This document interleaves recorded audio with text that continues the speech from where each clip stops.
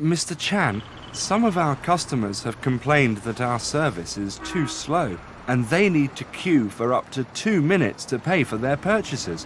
What should we do?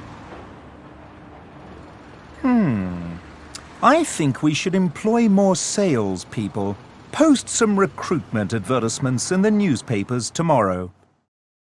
Yes, sir.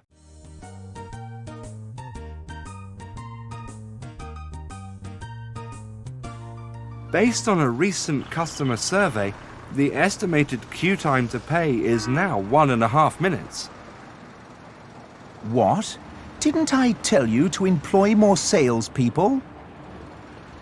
Yes, you did. And we recruited 2 additional cashiers this month. We have doubled the number of staff, so the queuing time should be shortened by a half. The truth is that we have employed additional labour only, but no new cash registers have been installed. The added people also make the store more crowded. I think we now need to expand the size of the store.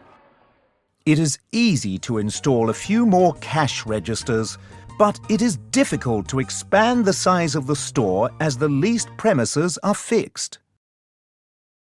Some factors of production mentioned in the discussion can easily be changed while some cannot.